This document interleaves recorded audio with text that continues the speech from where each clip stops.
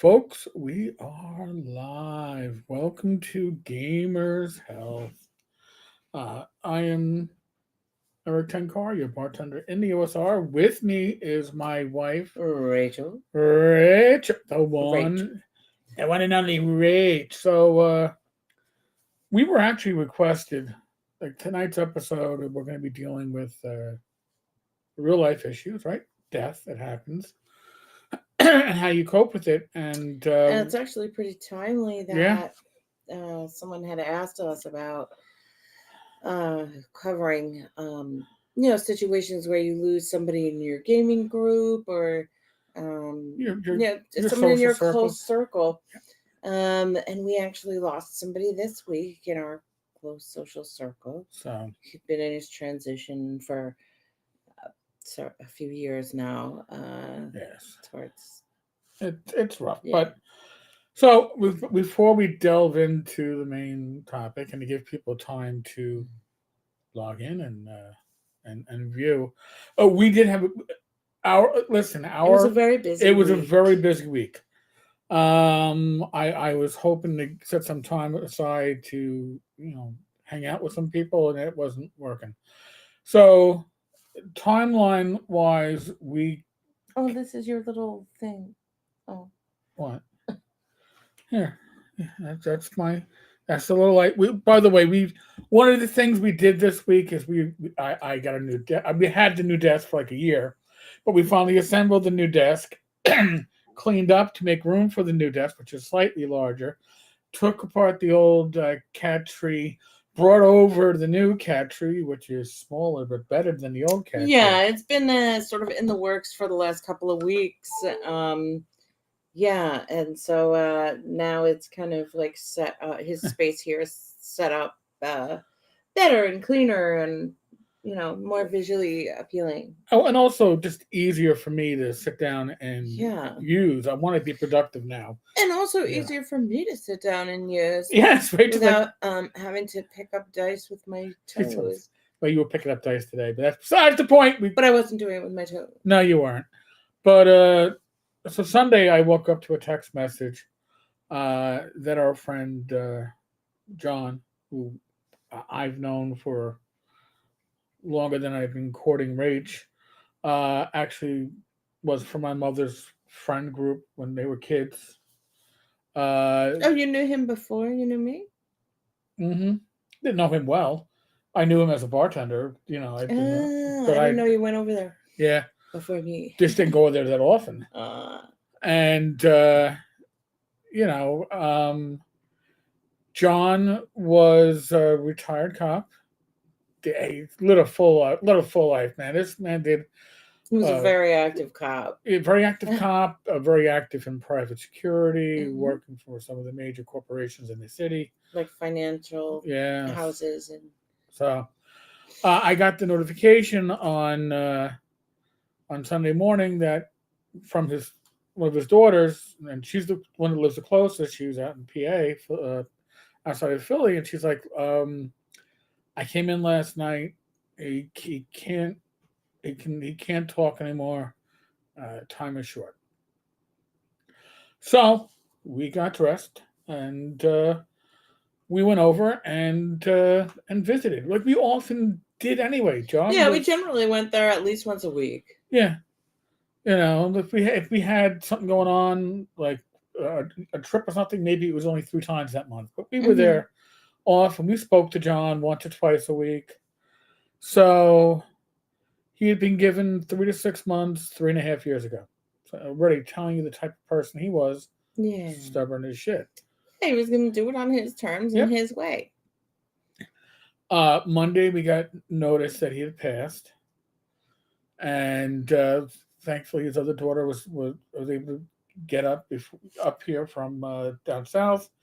I don't think his son was able to make it. He had just had surgery on Friday, um, and we didn't. And the thing is, we were just over with him recently too. And when we had seen John the last time, he was mentioning that he lost more weight. He always could tell how much weight he was losing by checking his wrist because he was bedridden. And Yeah, he would check his wrist and he would check his upper arm, and yeah, he was able to connect. You know, well, and he I don't think any of this surprised him in the end. no, because he was educated about how this would come, because he would often ask his nurses from the visiting nurse, um, what would it be like and what to Right. expect from the process of dying. And she explained it to him, that it would be that his kidneys would shut down, and that he would just go to sleep Yeah. one day. And that he would like be less aware of things. That frightened him. But the ending would not be a long ending when it finally Right. When it happened. starts, you're gonna go fast. Yeah. Yeah. So Monday we were both kind of like in shock, and then we had a whole week of appointments. So Tuesday, I don't know that we were like in shock. I was. We knew it, but even though even though you know it, you kind of don't. Well, you know it here, but you don't know it here. Yeah. So Monday was the waste of a day, and then Tuesday I had. Yeah, I think Monday. What do? We just went to go and eat, and that's it. Yeah, we took the parents out for. No, that was Tuesday. Oh, Greek on Tuesday. Oh, okay. But on we went out Monday. We just went for the Chinese, and came home and just. I think we did some work in here. Maybe we did a little work getting things started, getting things ready. Tuesday I had the podiatrist. Hey, I got healthy feet now. You go, Goyle.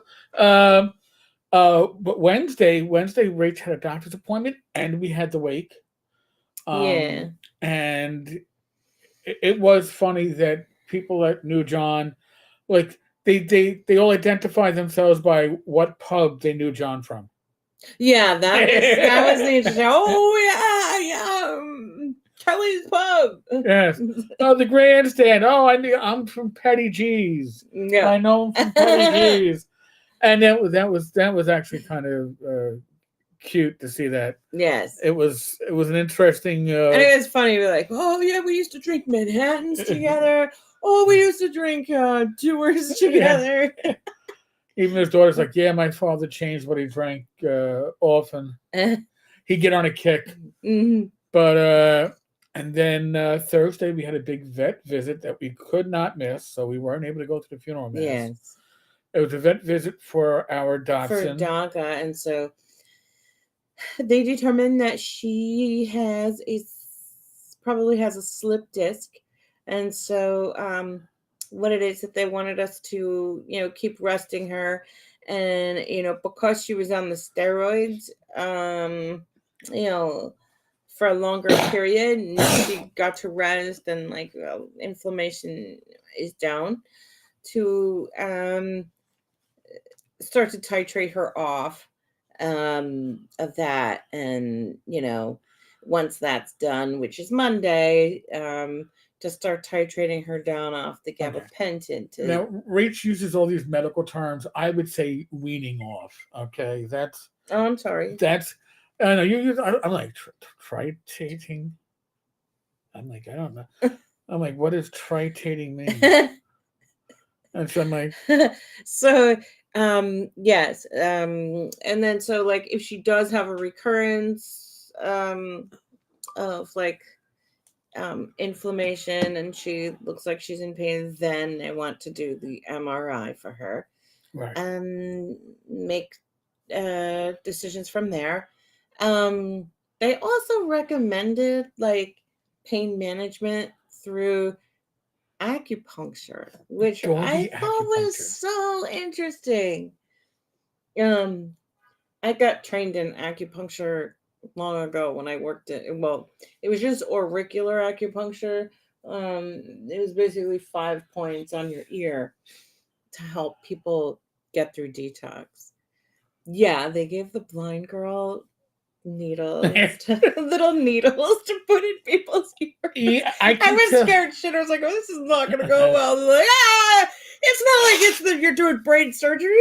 Just try. Try. I was like, okay. Close And enough is so- good enough. Yeah. So when I went to the training, I expressed my concern to the fella who was heading it, and I'd been in the classroom long enough, like when I approached him, so he could see I got everything conceptually, what the points we're doing and why we would needle certain areas. And so he's like, all right, well, you got to get over this fear. You're going to have to needle me. I'm like, I'm going to needle my fucking instructor.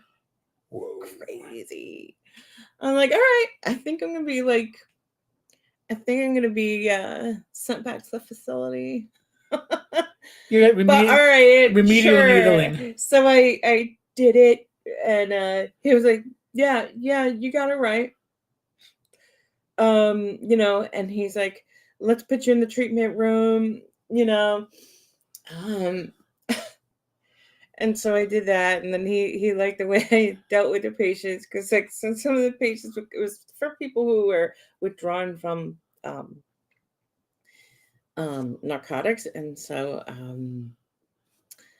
he saw how I dealt with the people there, and then it was during shortly after 9/11, and so he's like, oh, we have this program down at St. Vincent's where all these alternative therapies are provided, and I think you should go down there, because you're good at it, and bedside manner. and they all like you, like, because like people would come in and they'd be like, oh yeah, have the blondie do you get the blondie and Get the blondie to do you?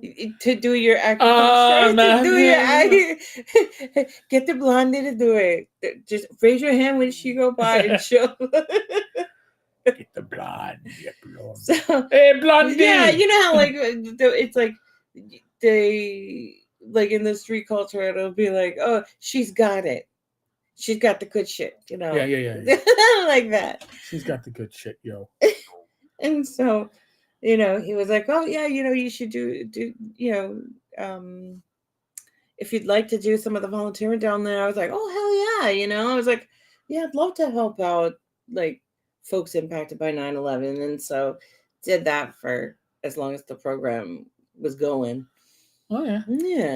And we could have met back then, but I wasn't. Yeah, I wasn't until your turn. You weren't ready for it. I was like, hey, let me find a blonde girl to stick needles in my ear. Yeah. But yeah, thought that was kind of interesting as an adjunct for animals too. Yeah, no, that was very. I was surprised by that. Then Rach had another doctor's appointment on Friday. So, in the midst of all that, and if you don't know this about me, my mind works like a Tetris puzzle.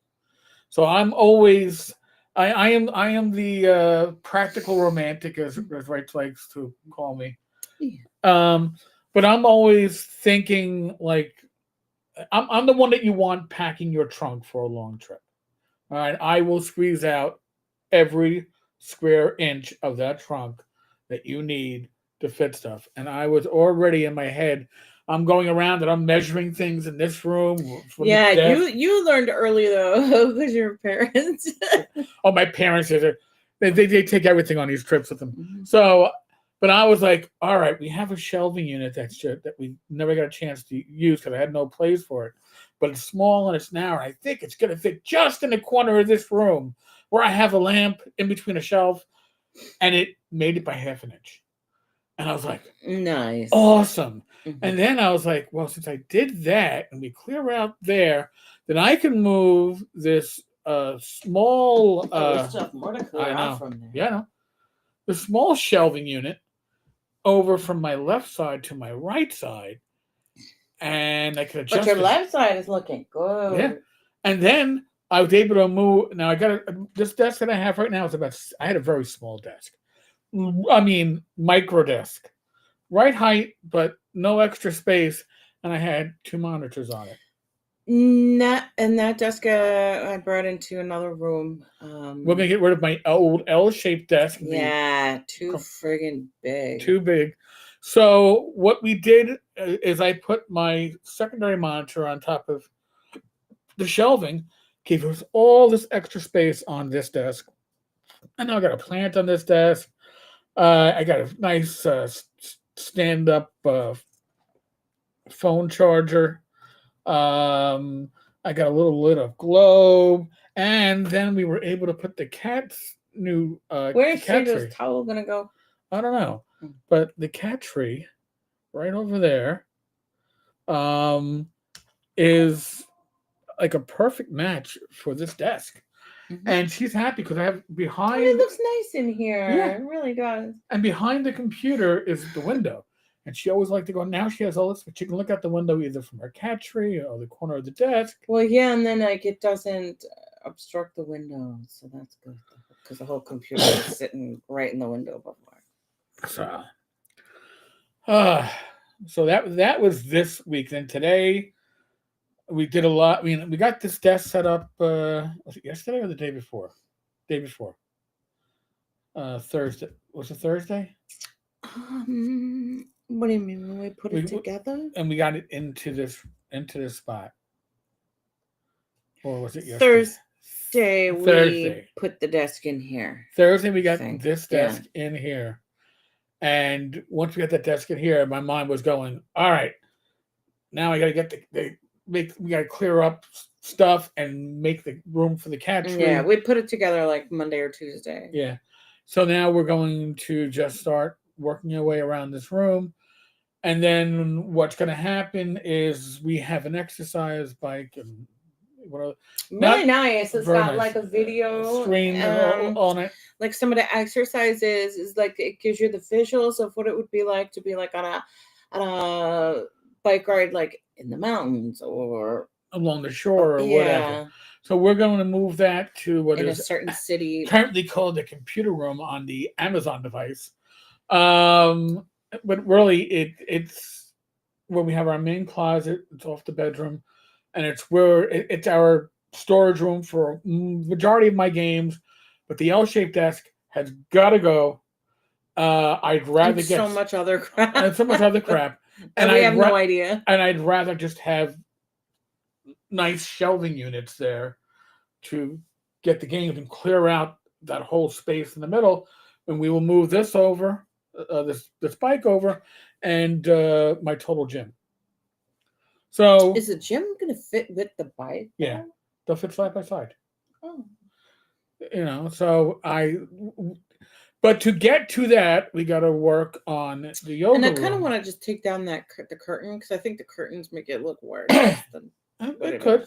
But the curtain does save money in the summertime. Oh. Maybe you want to tie back the curtain in the winter, but in the summertime, that curtain means you only have to cool off the one room the majority of the time.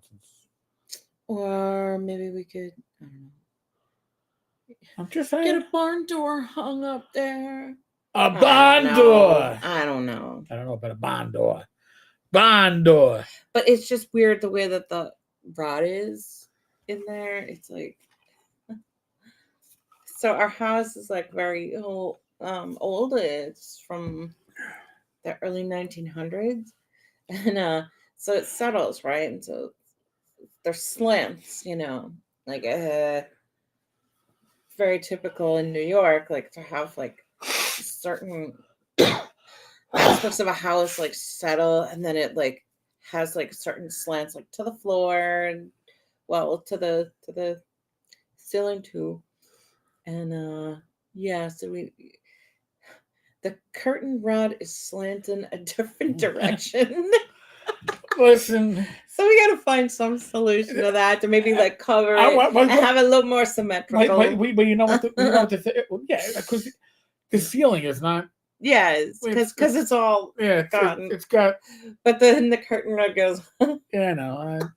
What can I tell you? The house is all built in 1905. We'll just maybe. I don't know. Find something. We'll figure something out when we get there. Now, I mean, listen. They say springtime is a time for spring cleaning. Well, That's true. it's true. And I'll be honest with you, the best time for us to clean is when the parents are in the Poconos. You might know why? Because we have the whole downstairs to put shit that we want to get out of One that's part of the reason. And the here. second reason is it's only our garbage going out. Yeah, that's true. So we can make twice as much garbage. Garbage. Whatever. Garbage. Garbage. So, oh Who god, is this? it's good. So Is this the blueberry one? that's the blueberry iced tea. So now, little health note: we're no longer using the instant iced teas. We haven't been for a while. We've been brewing hot tea and turning it into iced tea, and it's a lot healthier for us. Mhm. And you probably get the better parts of the tea. But I can tell you, by the way, like we've been using aluminum, and I've been blowing horrible numbers on aluminum this week because of all the stress. And I am not generally someone that shows stress, but apparently I showed a lot of stress on Thursday night, or at least a lot of distraction. So I had a lot of people reach out to me and ask me if I was okay, and I Mm. really do appreciate that. I'm actually very touched. No. It does mean a lot. Yes. But I am good. I've got my rock. No. I've got my rock right here, and she's willing to hit me in the head when I need it. Or the back. That's fine too. So yeah, let's go on to so hey, I'm gonna read the email that this is in regards to. I'm going to leave out any identifying details, but this email was actually sent to me on the 9th, which I guess is Sunday morning when we got the notification. Sunday morning when we So were probably visiting John Yeah, so this was for the sent. last time. This was actually sent Sunday night, so I mean, it just the timing was weird. Oh, I see. Yeah. So the email goes: I have a group of players that have been playing together for 30 plus years. One of my friends, I guess we can use the person's name. It's a common name. Tommy was in a car accident Monday. That would be a week before. He fractured his sternum and apparently had a heart attack due to the accident. He came home on Thursday and seemed to be doing well. It was his Saturday to run the game. He runs 5th edition one Saturday. I guess we got to forgive him for that. I joke. And I run 1st edition the alternate Saturday. He did not feel like running, which you can understand. You know, you spent Absolutely half the week in the hospital. I know what that's like. So I ran my 1st edition game. Everything appeared normal during the game. We had a great time. After the game, one of our mutual friends took him home. 5 minutes after they left, my friend texted us that he was on the way to the hospital as Tommy suddenly went unconscious. He got to the hospital and they were unable to save Tommy. Apparently, the accident damaged his heart, leading to complications, causing him to bleed out into his pericardium. Now we are left in a stupor as this is the first member of our long term group to pass. He was 59. Perhaps someday you could do a gamer's health and how to deal with the loss of a longtime player. We will keep playing, but we are already dreading the void his absence is going to create. Well, I mean, aside from the fact that we lost our friend John this past week, we lost a member of my gaming group on 9/11. Now, we were no longer actively gaming, but we were still an active social group. We still communicated, we still emailed, we had an email thread dedicated to us, and we went back and forth. And 9/11, I of the core of my gaming group, of the, I guess, 6 of us, I was the lone cop, and everybody else had jobs that were in and around the World Trade Center. Yeah, a lot of financial A lot of firms. financial Yeah. and even health related. Yeah. And when I got home that night on 9/11, my friends had been calling, inquiring about me and my safety. and inquiring about Paul Benedetti, because Paul never made it home. And it was a shock, especially this is, Yeah. we were all in our 30s, Yeah. and you're like, this can't be real. This can't be happening. And we went with that to hoping, first 2 days that they would find a survivor, then to hoping that they would find The remains. the remains, Hmm. and then it was hoping that they would find his tag watch, which was engraved, and none of the above. So what did we do? Well, every spring, usually late May or early June, we get together. No matter what, we make sure we have a Saturday or a Sunday. We get together because Paul's birthday was, I believe, in May or early June, and we get together to continue that bond. The tradition now is that I usually give away some gaming material. Mm-hmm. I started giving Castles of Crusades away when it was on buy.com. I could get copies of the first print for like, I don't know, $5 a book, and I was giving it away like it was going out of style. But we get together in memory of Paul because we don't want to lose that connection that we have with each other. Your gaming group is, especially if you're a group that's been together since high school, college. I know Bad Mike has a gaming group that's been together that long. Obviously, the author of that letter has a gaming group that's been together that long. When you have a group that's been together that long, it's like a sibling almost. Yeah. And what's funny is that the remaining members of our group, it's 2 sets of brothers. So there's 2 brothers and me. And yet we all feel extremely close, and it really is something that we do because we don't want to lose that connection. So now how do you cope with that loss? Well, I think personally, the worst thing you could do is ignore it. Well, you can't ignore it, and you can't cancel the next session. No. Because I'm going to tell you right now, if you cancel the next session, you're canceling all sessions following that. Right. Well, and also they need each other. Yes. Around this time, whether they game or not. Yep. And maybe that first session is just telling stories. Yeah.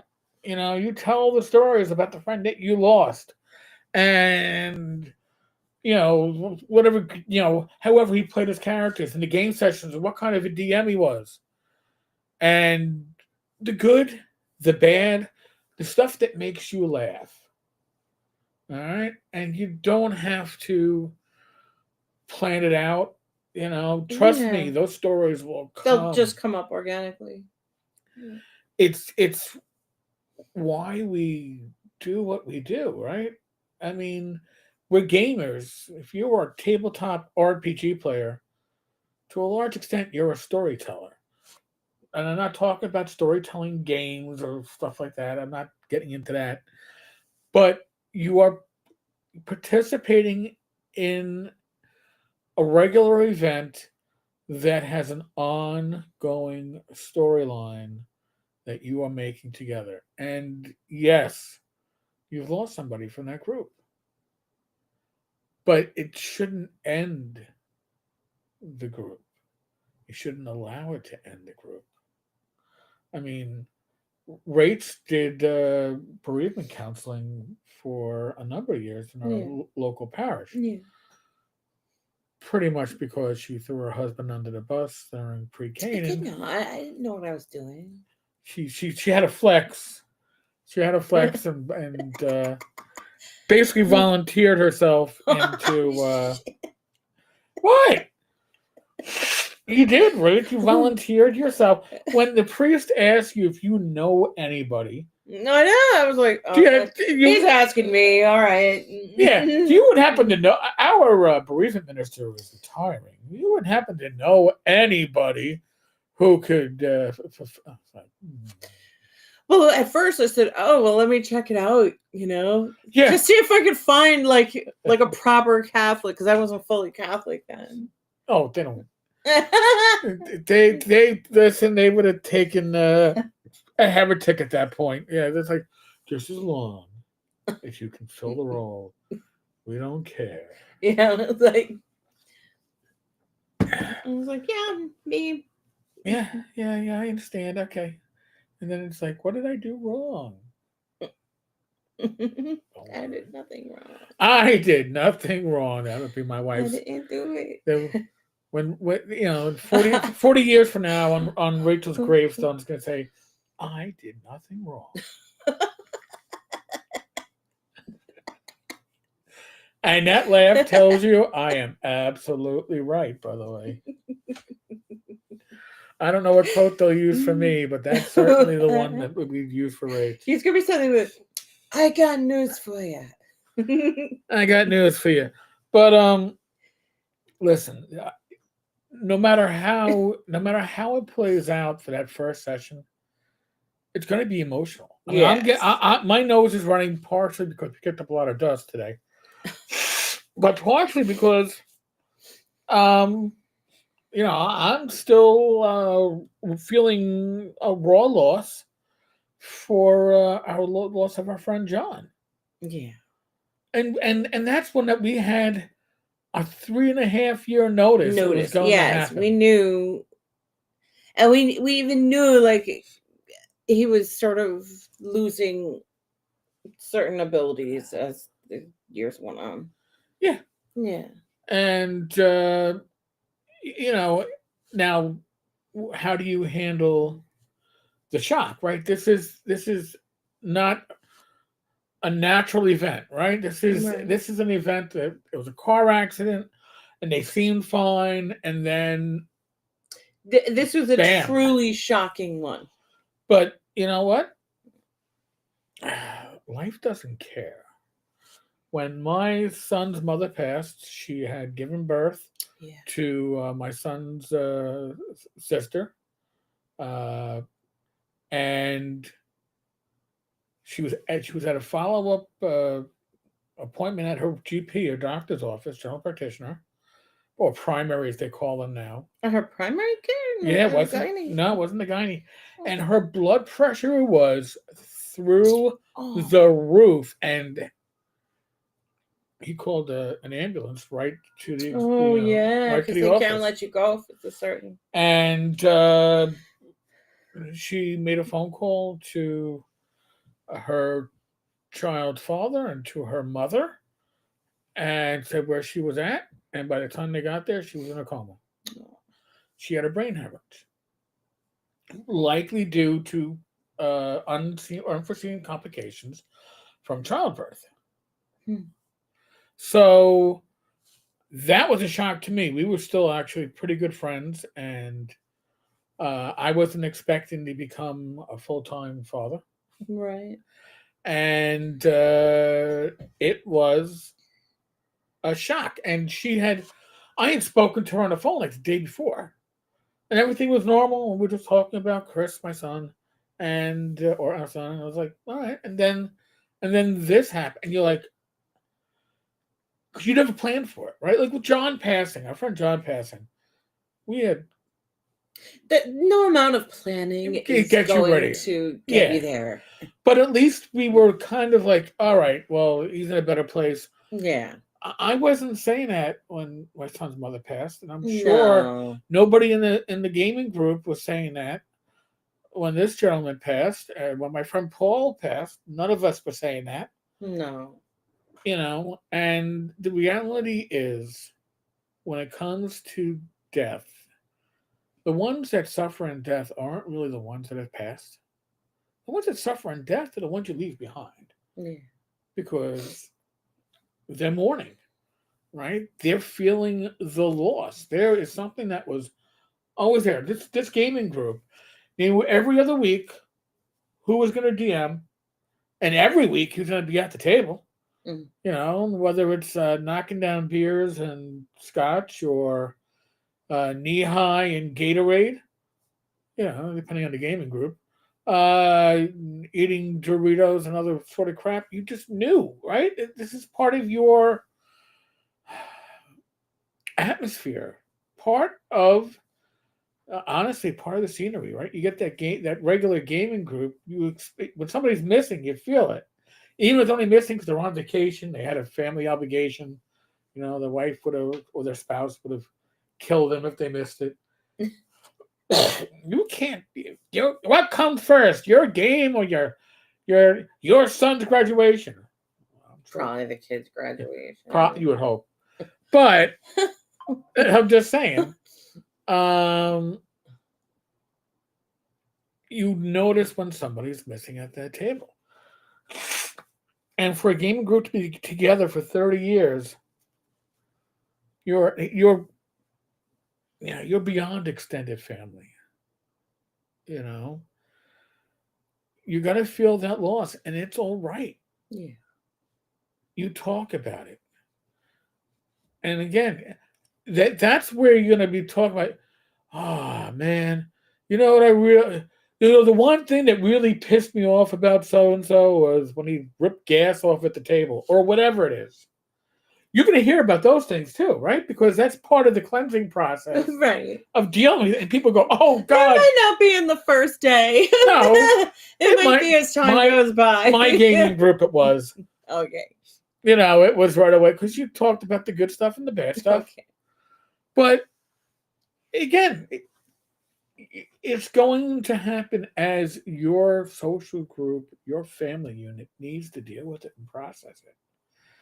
You know, they talk about what Irish wakes, right? Isn't that Yes. the one they always talk about is Irish wakes? Mm-hmm. Well, what are you going for? Well, why do they always talk about Irish wakes? Because they're loud and raucous and everybody's telling stories. Yes. That's essentially what you're going to be doing. You're going to be telling stories. You're going to be reminiscing, and that's the way it should be. That's that's the value that we take out of the people that we lost or lose. Yeah. When you have to make noise to get them to heaven before the banshees interfere with that. Part of the folklore. All right. I just thought, with the Irish. That's why it's loud. Oh, okay. Yeah. I just thought it was just, That's why bagpipes. Like that. It's bagpipes. It's strange. I actually like bagpipes, but I do associate them with funerals. But only when they're like well played. Off tune bagpiping is. I could see banshees. I could hear it's like the wailing in your ears. So I'm going to catch up on some comments because I know I've been reminisce here. Hold on, Don. I agree. It is tough, but emotional shows you have a soul, my friend. Well, thank you, Don. With me and Rach has seen the progression. Yes. When I was working, I had all this shit in its own little box. So when, and I'll tell a little funny story about death. Funny? Yes, funny. Not funny, haha, but there's a little haha about it. But Thanksgiving, day before Thanksgiving, I'm on vacation, and Rach, you were off. Oh yes. And my mother tells me it was shortly after my own mom passed away. And my mother goes to me, "Oh, give your cousin Carl a call, my mother's cousin, and just remind them because they're getting older. Remind them that they're coming here for Thanksgiving tomorrow." So I call up, I'm like, "Hey, Carl and Derek." So Carl, just going to call to confirm that you're coming for Thanksgiving tomorrow. 2013. He goes, yeah, I'll be there, but my wife won't. I go, well, why Why? won't Mary Lou be there? Oh, she's dead. I'm like, okay, well, we'll be right out there. I was like, and Mo was like, what happened? I go, well, Carl says he'll be here tomorrow, but Mary Mary Lou Lou won't won't because be. she's She's dead. dead. He goes, she's like, what? I go, Yeah. yeah, well, let's Ugh. get going. So I hop in the car with Rach and my father, and we get there, and Carl comes to the door, and I'm like, so where's Mary Lou? Oh, Yeah, she's upstairs. she's upstairs. And he's not really. Not emotional, Yeah. because he was losing it, Yeah. and these He little, had his own dimensions. yeah, and so my lovely wife Rach is ready to go upstairs because Yeah, we've learned, you know, the first date. basic life saving. Yeah. Yeah. So I was like, I go, hold on, I'll go up. Now, these are basically my aunt and my uncle. I've known them for my whole life, and they were. Carl was like my mother's brother in a lot of ways. So I go up there, and I see Mary Lou face down, sprawled out outside the bathroom, and I'm already my mind is going, okay. This the angle was all wackadoo, Yeah. and I'm like, pants down. Nobody wants to see this, and I'm like, yeah, all right. She's cold. I'm not even looking for a post. She's just cold, And she's blue. and yeah, And totally yeah, unresponsive. totally unresponsive. I'm like, okay, she must have had a heart attack as she was. Jesus. So I come back, and I'm calm, collected. I'm like, yeah, call the call 911. We got a DOA here. Apparently natural causes. I'm in my PD mode. Yeah, and of course I called 911. Yes. Because that's always what I've done. And then they argued at work, with you. Or whatever. Yeah. Mm-hmm. So now I retire and I don't even handle certain commercials well anymore because I get emotionally choked up. So my ability, I still know when shit hits the fan, I'll be able to. You're going to be able to mobilize just I'll be able to mobilize. Because that's, But I won't be the person that will deal with things a week or a month later. I'll be dealing with it an hour later, maybe less. The delays. The delay isn't what it was up. Yeah. Hector, welcome, by the way. Hello. The Elk of Antioch. Death is something that edges a little bit of sorrow in you throughout your life. Yes. My former elementary school friend, Russ Fogg, took his life at high school graduation. Oh, my God. As a cop, I've known way too many people who've taken their lives. Yeah. And civilians that have taken their lives, but members of the service that I knew, I worked with, or even it's family members of members of law enforcement that I knew peripherally, and it sucks. Yeah. I've thought about Little guy Chris. Oh, Jesus. FaceTime video. My son should know better, by the way, but it's blown up my watch. Blown up your watch, yo. The Elk. I have thought back. Oh, you know what? I'm probably still silent. You put mine on the. Yeah, I'm charging you up. Yes. Oh, I didn't know. Yeah. I thought back about what he missed out on all my life. Yeah. One of my friends from my summers in the Poconos didn't commit suicide, but he was driving like an asshole and killed himself. Thankfully, only himself. Oh, that's terrible. At the age of like 17. Intox or no? I don't really recall. I just remember everybody was in shock. Oh, sure. And here's the thing too. It's like you're always anybody who passes away. Like John can at least say hey, listen, none of his children predeceased him. He outlived his Yeah. wife. But when my ex passed, I mean, her mother had to bury her daughter. Nobody wants to do that. Yeah. You know. That's not a quite normal experience. Or typical. Elk, I'm glad John had friends like you and Rach. Oh, thank you. Yeah, and we actually we told his daughters that we're gonna keep an eye on Yeah, his wife, we have his wife. his widow. Mhm.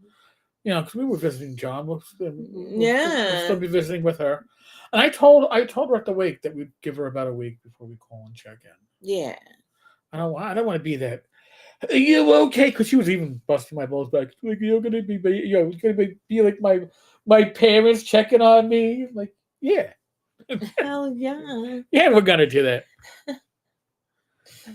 that. Hector, do you play video games, Tenko? I want to see you play Solasta. Isn't that What is it? isn't that a fantasy RPG? I'm actually tempted, by the way, now that I've got a nice 4 terabyte external drive from What's my the name of it? Solasta.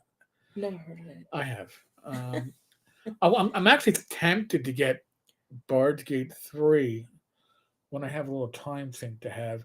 I don't want to play it so I can see the bear druid sex going on. I don't want that stuff. But I've heard it's just a very good experience as a But fantasy role wait, playing. what? That's Baldor. Yeah, Baldur's Gate. Yeah, Oh, you wanted to see Baldur's Gate? I don't want to see the sex scenes. I've heard though that the actual storyline outside from the sex scenes, I don't need that. I'm not an incel or whatever the kids say. Or bear identifying. Yeah, I don't identify as a bear in this life or any other life. Oh my god! But no, it's like a 5e game, but it is a computer. All right, I've heard of it. I gotta see if it's on like one of those like discount sites, legit discount sites, and not The gray market, well, not the black market. not the black market. Yeah, not not being sold out of somebody's trunk. As a side note, man, Right. nothing gets sold out of trunks anymore. But I remember as a kid, people driving through my neighborhood. Well, it does selling, get sold on the street though, up on Yeah. Roosevelt. Well, yeah, but they were selling like VC. You could get a VCR for $20. Oh, remember that shit when they would come in the cars? Yeah, and the trunk just had a box with wood in it. I think my dad got our first cable box that way. I'm not sure though. Solasta, Crown of the Magister. All right, I'll have to look that up. But yeah, I do remember. Come on, you can't beat it. $20 for a VCR. And one guy on my block did buy it. I would never buy it. I'd be like, open that box up in front of me. Just no one box. Because I learned, by the way, working in an electronics department, that the first thing that you got was those big, huge staple guns that could reseal. Not saying that I learned how to reseal boxes. I'm just saying sharp eyes can hit that same spot where the staple came from. Put it right back in. Just saying. Hector, it's a CRPG like Fallout 1, but in the D&D world of their own, but with 5e rules. Okay. I might give it a shot. Again, one of the things that I part of the advantage of having to take apart the desk and changing things out is I got to redo my cables, and I'm like, oh wow, the 4 terabyte external drive I got, the solid disk drive, I can actually now connect that to the back of my computer because I can move the cables around and disconnect what I don't need. So yeah, okay, that works. So maybe I will. But for years, my training sergeant got killed as an off-duty. He was in a DV accident. That's not what killed him. It was the guy that robbed him as he was slumped over his wheel and shot him with his own gun in his head that killed him. And for years, I would go to funerals, and as a cop, you went to a lot of funerals. Yeah. And every time I saw a casket, I saw Fitz. I saw my training sergeant. Um, and that wasn't a good thing. And I'm thankful in my later years, and I've distanced myself from that shock, is that I can now actually see the person in the casket. Because I could never, I just saw that one image all the time, especially at PD Oh, sure. wakes and funerals. And that was rough. But the thing is, death is always going to be around us, right? Because the only, if you're not living, well, you're living so you can die further down the line. Right. Unfortunately, no one gets out alive. Right. So we're all going to get there. Yeah. And Hector, it wasn't guilt. It was my training sergeant, Walker Fitzgerald, was a good guy. And I wish he got into an accident. I wound up, I was driving a fellow officer home that night. We were literally 2 blocks from the incident. Didn't even know it. So yeah, maybe it was a little guilt that maybe we could have stopped it. She actually wishing that you could have been impacting it somehow. Yeah, I mean, because you were that close. She actually was the one that found his shield and ID tossed in the bushes nearby. When she, we were just wondering why all these patrol cars were flying all over the place, and then after I dropped her off, I got stopped twice at checkpoints, and that's what was going on. But the city did him wrong. Yeah. And that's disgusting. So I was a rookie, and I was a 6-man honor guard. I spent 2 days with his family, and I carried a casket. Which, by the way, near my PD, the casket is carried by professional pallbearers within the department, and the city refused to send anybody to the funeral. Oh, that's all they do? Well, they're always detailed for this. They're especially detailed. So they do other stuff, but that's they're assigned to this. They are trained for it. And we had a sergeant from the ceremonial unit take an E-Day, emergency day, its own time, to show up in civilian attire to put us through our paces. Oh, to show you what needed to be. Lead us through it all. And we carried the casket, and that was. Okay. And the fact that the honor guard was chosen by his father, so Fitz talked to his father about everybody. He had 30 kids, as we called it. Oh, so he asked the 6 that he heard the most dear things about. Yeah. When I spoke with his father was like, "Oh, Fitz spoke very highly of you. He said you're going to go far. He goes, you're a thinker." I'm like. And he goes, and you took your nickname well. My nickname was Flounder. And he goes, you took it in humor. Other people might have gotten pissed off. I go, you're not going to get any nickname that you like on the job. No. I mean, we had one guy called the Wig. Now his last name was Signor, but they called him the Wig because he was losing his hair. Oh no! Yes, that's how we got to the wig, because he was balding. Yes, he said you need a wig, so we call you Wig. The Wig, yes. I mean, that's. I would have thought that would have meant he had the big hair. No. I mean, I designated one guy Fox Street. Yes. And why was that stick? It stuck. He was so because it was probably so true. He didn't know what it for 6 months. Everybody was calling him Fox Street, and finally he's like. Nobody would tell me why I'm being called Fox Street. I went, Ernie, it's because you are narrow and one way. Oh, did he right? I go, it is perfect. Spot on. It is spot on. I was like, we had a, let's see, one of my partners was called the head detective. But that's because he had the biggest head. He had the biggest head in the unit. He was a Quattro. Then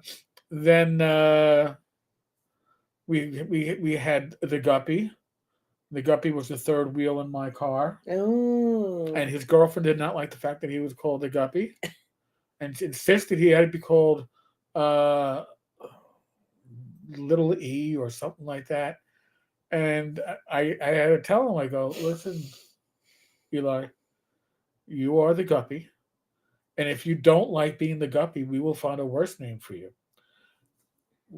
Our car is referred to as Team Flounder. You are the guppy.